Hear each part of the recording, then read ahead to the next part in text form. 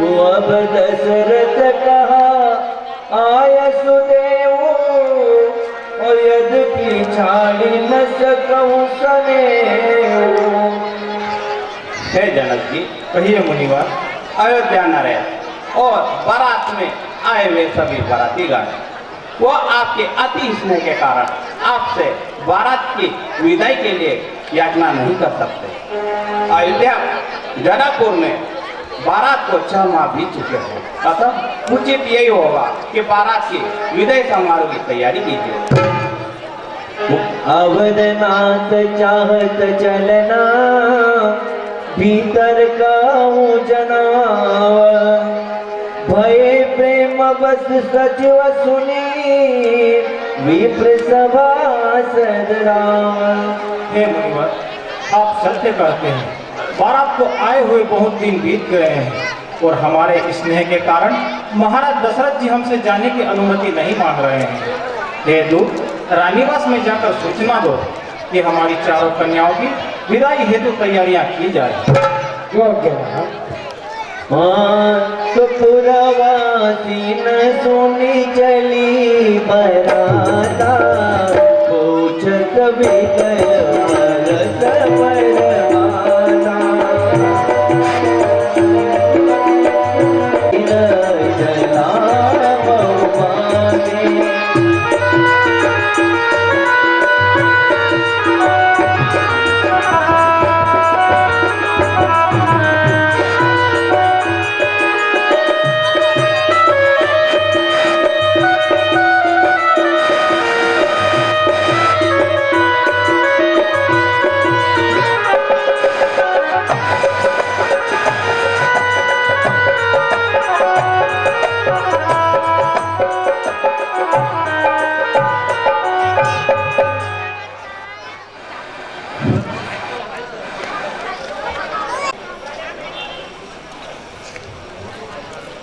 एक घर के अंदर या एक परिवार के अंदर एक बेटी जब ससुराल जाती है,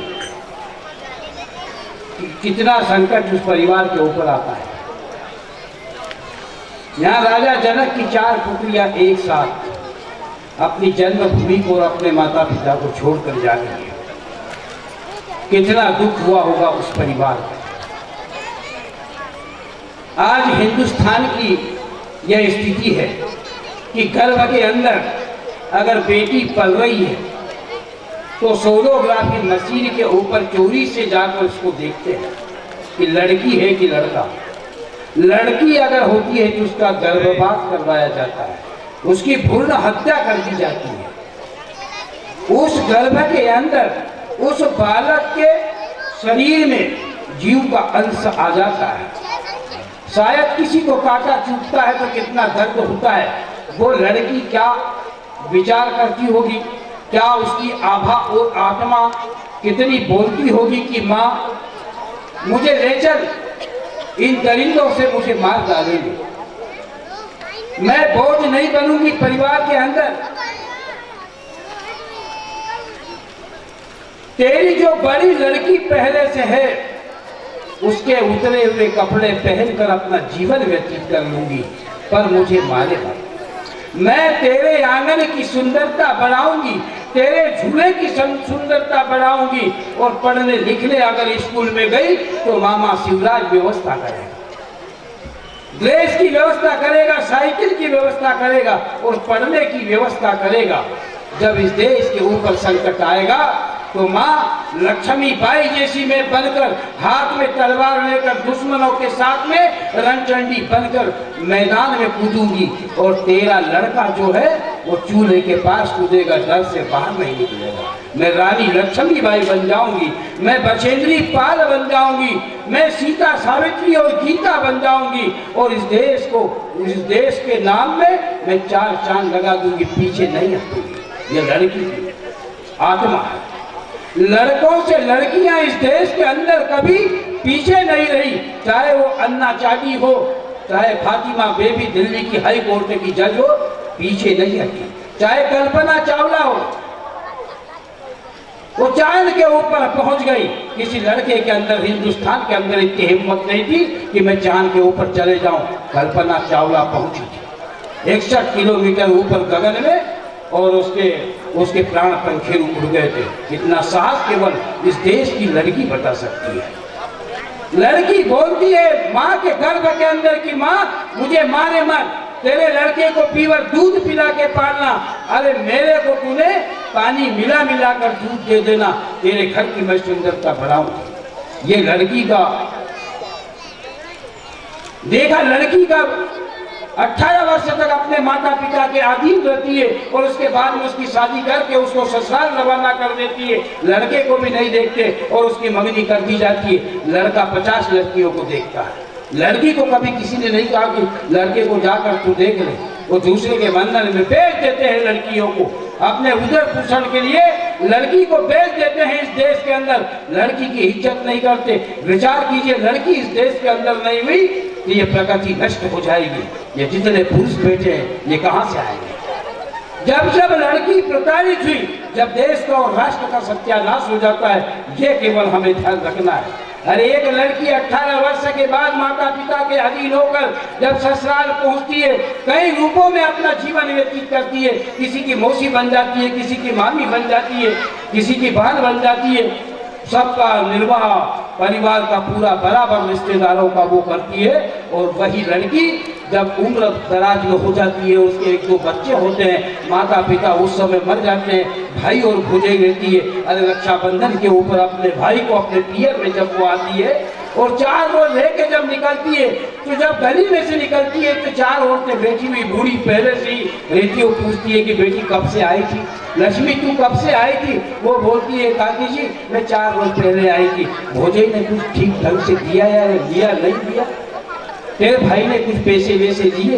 एक बच्चा अपने धंधे के ऊपर एक नीचे जमीन पे खड़ा हुआ और वो माताओं को कहती है दिया कुछ नहीं, परंतु फिर भी कहती है कि डबल मुझे इस मेरे पियर के गांव को देखना है, यहाँ के झाड़ों को देखना है। इसलिए वो बेचारी अपने आंसू पीकर वो झूठ बोल देती है कि माँ काकी मुझे मेरी भौजाई ने सब कुछ दिया, एक साड़ी भी दी थैली के अंदर है और ये बच्चों के हाथ में पैसे भी दिए थे, पर भाई और भौजाई ने कुछ नहीं दिए थे। और आगे जाकर रोती भी जाती है कि आज अगर मेरे माँ बाप होते तो मैं खाली हाथ यहाँ से नहीं लौटती। और बस स्टैंड के ऊपर जब पहुँचती है तो वहाँ जाकर ठेले के ऊपर फल फ्रूट जब उसके बालक देखते हैं तो रोकर कहते हैं मम्मी मुझे ये ला कर दे दे। उस समय उसका दिल टूट जाता है कि पैसे तो किराए को 20 रुपए केवल है, बस वाले को क्या दूंगा। वो भूखे बच्चों को लेकर और अपनी डबडबाती आंखों से अपने माता पिता को याद करती हुई और बस के ऊपर बैठकर अपने ससुराल चली जाती है। और वही बेटी जब बूढ़ी होती है, मरती है, उस समय भी भाई भूले रहते हैं। लोग पूछते हैं कि उसके पियर में खबर दी कि हाँ वो आने वाले हैं, पास में आ चुके हैं, अभी आते हैं। और वो आते हैं और पियर की एक साड़ी नहीं आधी साड़ी फाड़ कर जब उसके ऊपर डालते हैं और 4 व्यक्ति उठाकर उसको शमशान की ओर ले जाते हैं। इस नारी की कथा, इस बेटी की कथा इस देश के अंदर है। माता पिता है जब तक वो ध्यान रखते हैं, बाद में ईश्वर ही उसका रक्षक होता है। आज 4 लड़कियों की विदाई समारोह हो रहा है, आप ध्यान से देखिए, शांति बना कर।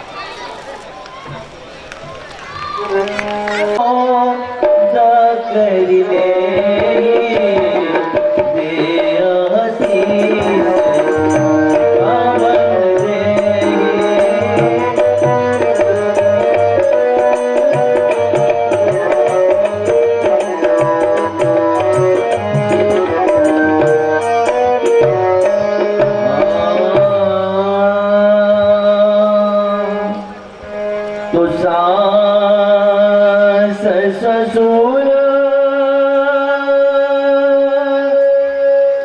और गुरु सेवा करबो, पति रुकल की आयस अनुसर।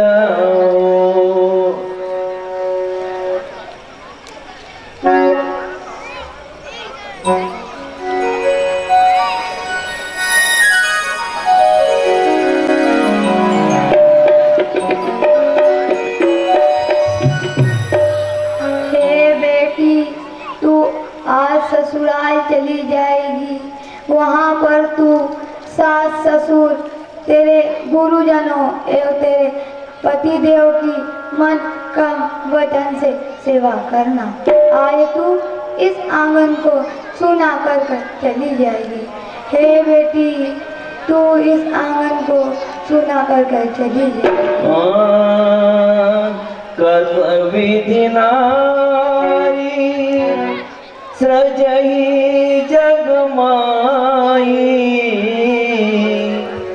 पराधीन सपने हो सुख नाई।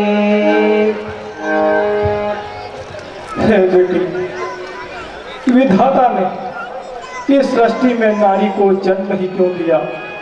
वह अपना सारा जीवन दूसरों की भलाई के लिए व्यतीत कर देती है, व्यतीत कर देती है। मात पिता गुरु प्रभु के पावे, बिना ही विचार करो शुभ जाने। हे बेटी, सास ससुर को माता पिता के समान समझना और गुरुओं की सेवा भी सरल और सरल भाव से करना। तुम हो विधि भूप सुता समझाई, नारी धर्म कुल रीत सिखाई। हे बेटी, ससुराल में जाकर सास ससुर की सेवा करना और अपने पतिव्रत धर्म का पालन करते हुए अपने कुल की मर्यादा को सदैव बनाए रखना।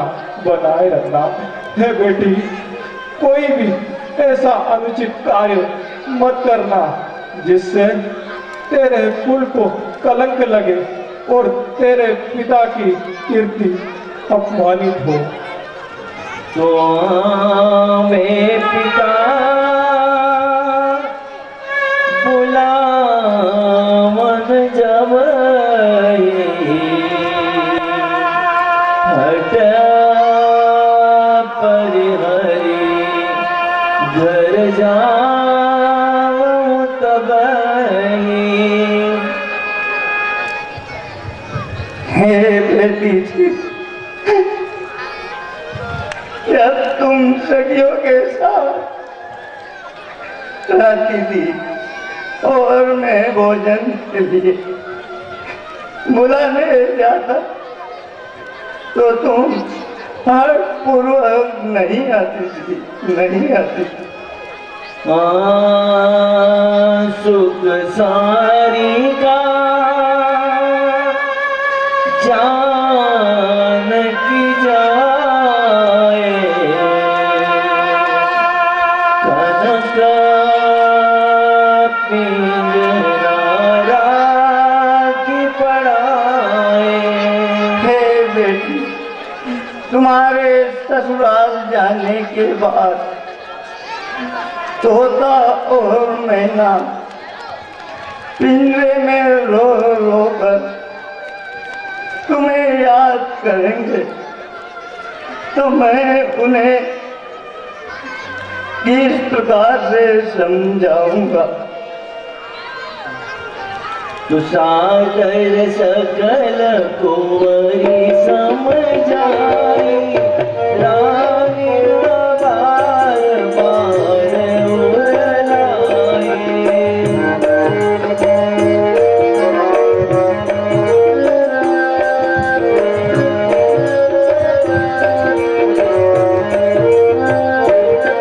अरे बहुरी बहुरी में तेरी महतारी, कहीं भी गंज लगी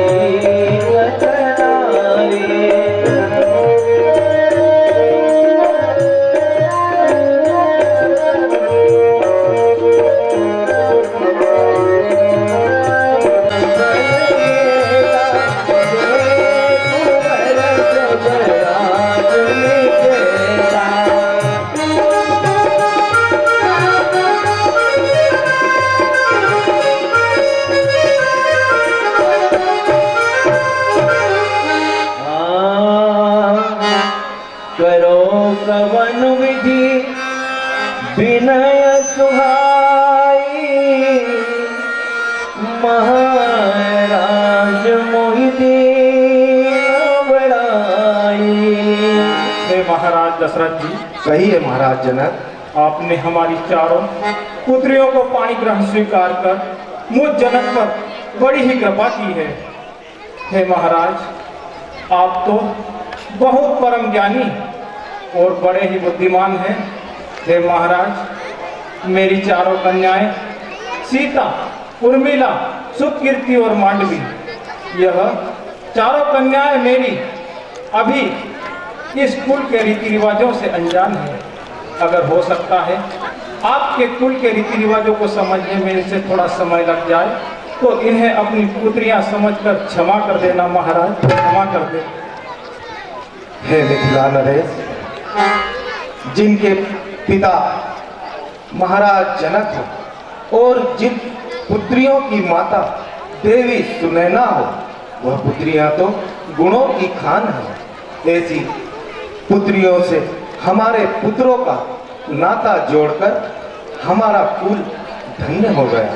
हे मिथिला नरेश, मैं आपके दुख को और आपकी व्यथा को भली भांति समझता हूँ। जब एक पिता और माता एक छोटी सी बच्ची को अपने इन हाथों से भरण पोषण कर उसे युवा अवस्था तक पालते हैं, फिर एक दिन अचानक उसे इस प्रकार अपने घर से सदा सर्वदा के लिए विदा कर देना, यह किसी भी माता और पिता के लिए बड़ा ही कठिन है। किंतु हे नरेश, आप चिंता न करें, क्योंकि मैं आज जनकपुर से 4 पुत्र वधुएं नहीं ले जा रहा हूँ। हे नरेश, मैं तो जनकपुर से आज 4 पुत्रियां ले जा रहा हूँ। और मैं तुम्हें यह भी विश्वास दिला देना चाहता हूँ कि जिस प्रकार देवी सुनैना पुत्रियों से प्रेम और स्नेह करती है, वैसे ही हमारी तीनों रानियां भी आपकी पुत्रियों से प्रेम और स्नेह करेगी। और आप कभी भी अपने